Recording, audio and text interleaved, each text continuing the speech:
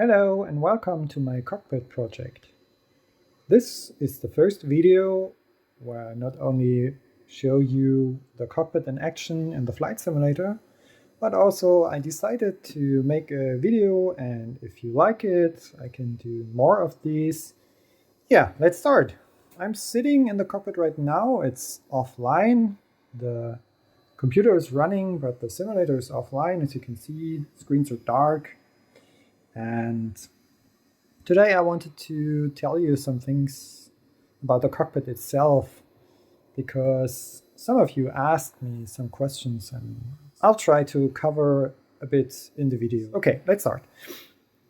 First of all, the cockpit is about 3 years in the making now. I started, I think about 3 years ago with the first idea and with the first drawings, and it took me about, I think, the preparation and the thinking process, how I want to realize things and what I want to do, took me about, I think, 4 or 5 months. And then first I built the platform the cockpit is on. It's a wooden platform, and the whole wooden structure. I use wood for the main structure and for the boxes and for the MIP stand. As for the time being, I will change a few parts of that into a metal structure. I want a better overhead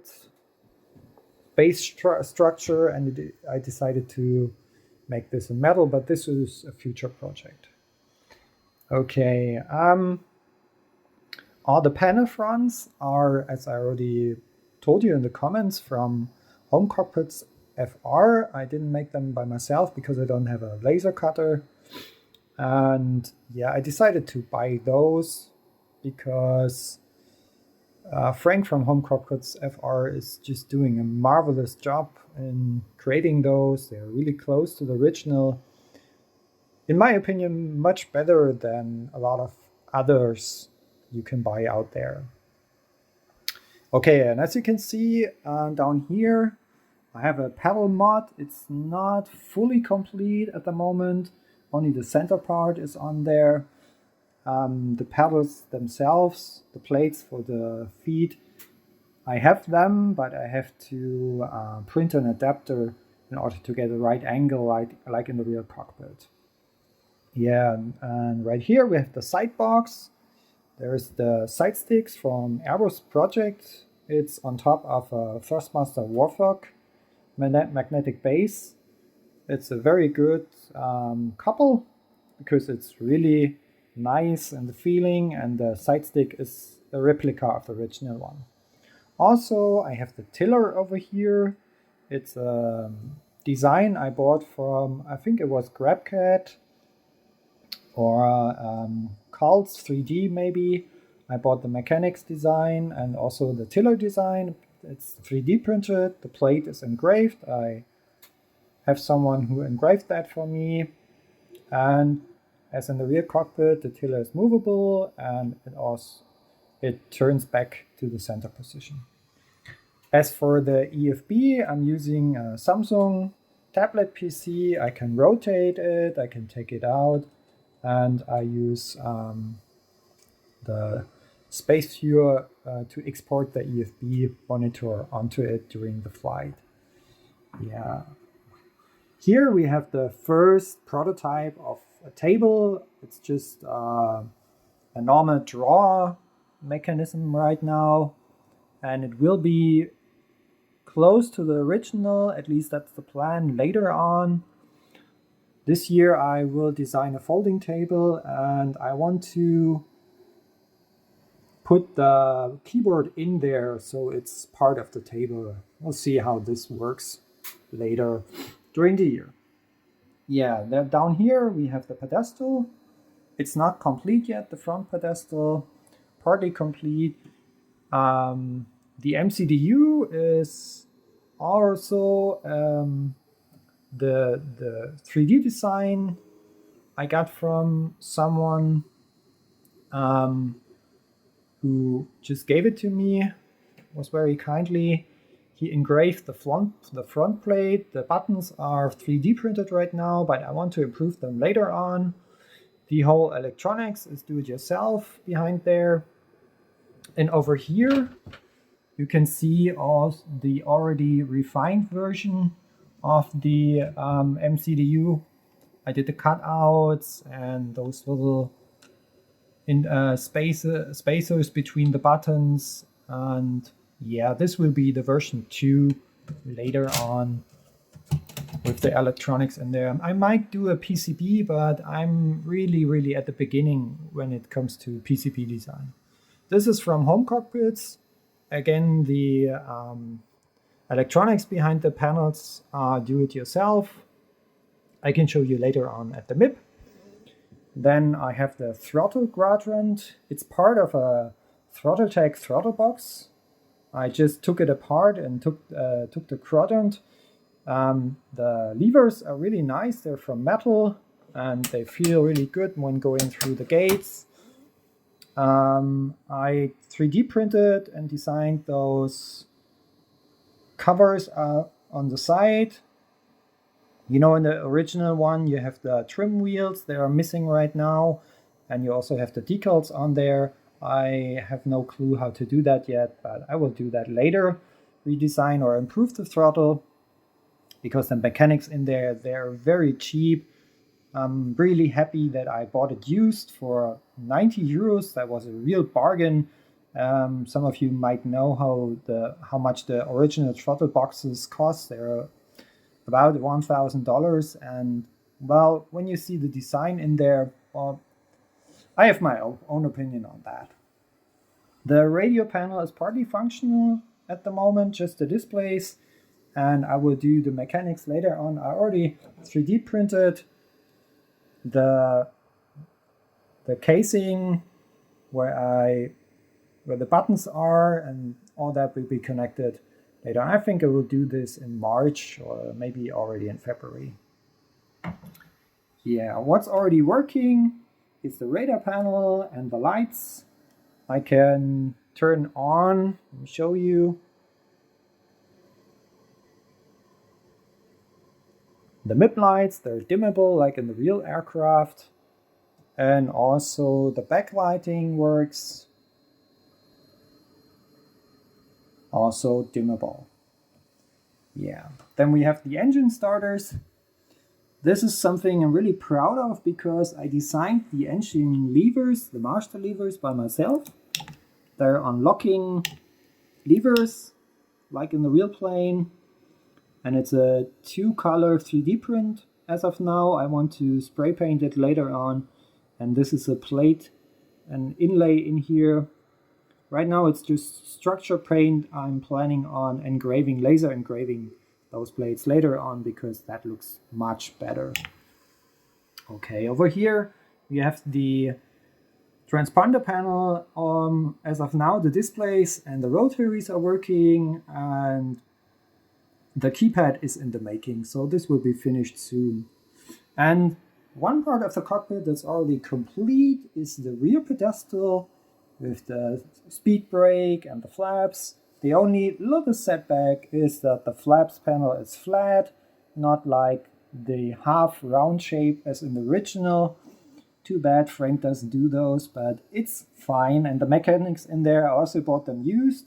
They're from Prime Cockpits and they work, including the brake lever, spoiler arm mechanism, and of course the flap release mechanism. Yeah, then we have the cockpit door panel, including the korry. For the korrys, I'm using the ones from Home Cockpits FR. Those units already with a PCB, so you can easily connect them. They're really nice, close to the original from the look and feel. And I don't think I could make them cheaper by myself. So I really recommend those to you. Okay, then we have the parking brake and the rudder trim panel. The mechanics behind there are do-it-yourself. The design I adapted from someone who gave me his original design. And it's really neat because it's the push-pull mechanism, like in the real plane, when you have to lift then and then turn the handle. And for the rudder trim, see, you can, and it always turns back to the center, and the reset button display also works. Then we have the printer panel. It's empty as of now, but the plan is to include an 80mm real printer in there, because you can hook up a printer to the fly-by-wire mod. And once I figure out how to do that, there will be a real printer in there, and it will be really neat to print out the ATIS and the weather reports. Just a nice addition to the realism. That's for the Pedestal. And if we take a look at the MIP, you can see I already have the ISIS panel in there. It's just a display right now. It's a 5-inch HDMI display, the same as for the MCDU. The buttons are dummies, and the rotary is not in there as of now. Also, this will follow later on. And the 5-inch display is put behind the panel with a custom 3D printed casing. In a later video where I will show you what's behind the scenes at the MIP, you can take a look at that. If we move to the side, we can see the gear lever, also a working mechanism with push, with pull, and then you can pull up the gear and down. And if I go over here, just excuse the rapid camera movement. I'm not really used to the gimbal yet. We have the triple brake pressure gauge, working with 3 servos. The design of the engraved plate and the design of the gauge is from MobiFlight. It's free. You can all use it, and it's a really good design. And when the cockpit is working, the servo is also working and showing the right pressure. Then we have the clock display up here with working chrono and elapsed timer. And then also the completely working auto brake panel. As for the monitors, for the displays, I'm using Asus 15.6 inch USB portable monitors. You can buy those. I bought them used for about 50-60 euros.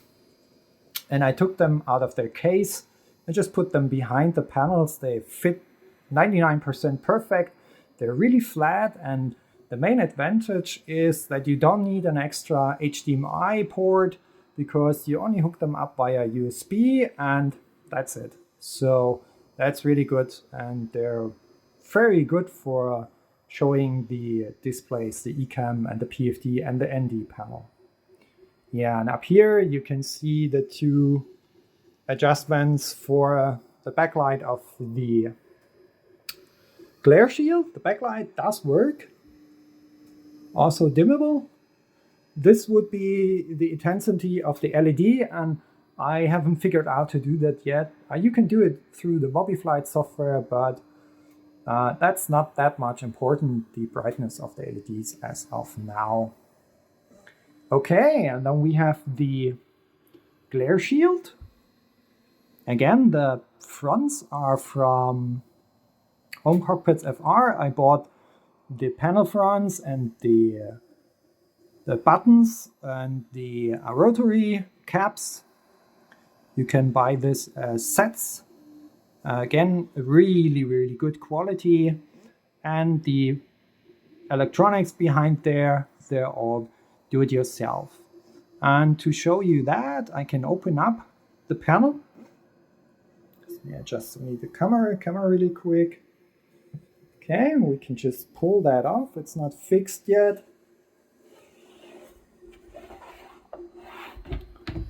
Okay, and then we have a look behind the scenes. Okay, as you can see, it's also, it's again custom 3D printed. This is just a dummy. Only the display is working because I don't have a co-pilot, a first officer side, so I just I decided to just realize the display, and it's also already backlit, so that's working. Then we have the FCU box. It's a custom 3D printed casing. And then I have the display units up here. Again, those are the display sets for the 7-segment displays from MobiFlight. You can buy them assembled or assemble them by yourself. It's really good. You have a PCP where you put the displays on, and you have this plug right there, the cable, the flat cable that goes, the ribbon cable that goes to the max adapter board. I can show you over here. Just tilt the camera a bit so you can see it better. Wrong direction. There we go. See, you have a max adapter board where you can put the max adapters, the max display drivers, and then hook them up to your Arduino. I'm using Arduino Megas.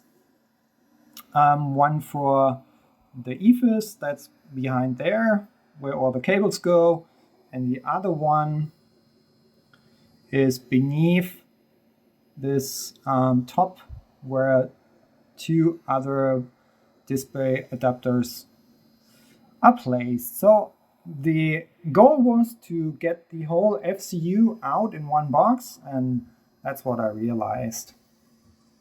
Also, what you can see back here is the central management for the backlight. The backlight is 12-volt LED lit strips, and again, I'm working with a dimmer, which is hooked up to the rotary, to the potentiometer. Yeah, I bought those dimmers. They were really cheap, and I took them out of the casing and just placed them at the place where they should be. And here you can see how I realized the MIP backlight. Those are 12-volt LED lights, and they're also hooked up to the dimmer, which is sitting in the pedestal. Okay. And the thing that's probably the most messy one at the moment is the overhead, because it's really at the beginning. The most important korrys and displays are working already. And as you can see, there are already 3 Arduino Megas on there. And again, a display board for the 2 battery displays, which are working. And as I said, the most important functions are functional. And backlight is already partially realized. I'm using those wooden bars, and I have LED strips beneath there, and the goal is to do this all the way down to the sides, so the backlight is spread evenly, and later on there will be a cover on there so there is no light bleeding in any direction. And what I realized during the last days was this front shell part cut from wood and partially 3D printed supports. And this is fake leather, which I enclosed the wood with so that I have the original look. I'm really proud of the result, and trust me, it was a pain in the butt to realize that with the leather. It took me about 2.5 hours, and yeah, I got really mad in between because it just didn't work out. But now it's finished and I'm really satisfied. And what's also finished is the outer window frame, as you can see here. And again, I did a custom support so I get the right angle. A little bit of perfectionism here, but okay. Yeah, I can show you the whole thing from the other side. Let me see how I do that. Yeah, that works. And as you can see, there's the opening for the standby compass instrument. I want to realize that later on. For now, just the plate. The plate is being printed on my printer as we speak. so the hole will be covered later on. So, and as you can see over here, I also realized the sun visor cutout. I'm planning on doing the sun visor maybe in a later stage of the project, but it's not wrong to already have the cutout for it. Okay, and what I also realized is the dome light. Again, there's a 12-volt LED panel up there. And of course, when I switch the overhead switch, it lights up. It's not dimmable yet. I have to use another switch for that to realize that, but it's in the making. Okay, and then for the last part for today, I want to show you my cockpit, my pilot seat. It's a car seat. And I put it on a custom, let me just switch on the light again. I put it on a custom base. You can take it off if you want to. And what I'm really proud of, what I realized during the last days, is the seat belt. If I can just show you the rear. I 3D printed guides for that.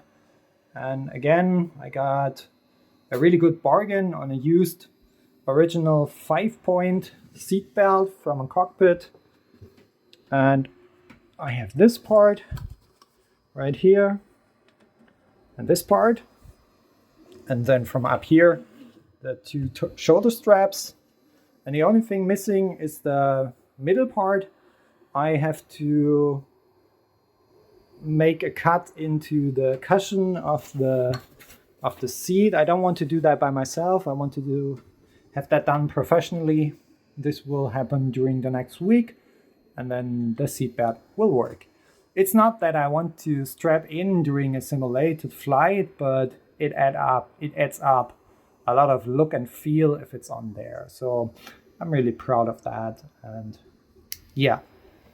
Okay. That's it for today. I hope you liked the video, and as I said, if you like that, and you can tell me if you want more content like this, and if you have specific questions, just put them in the comment below, and be sure to subscribe and like the video in order to get an information when I put up a new video. Okay. Thanks for watching.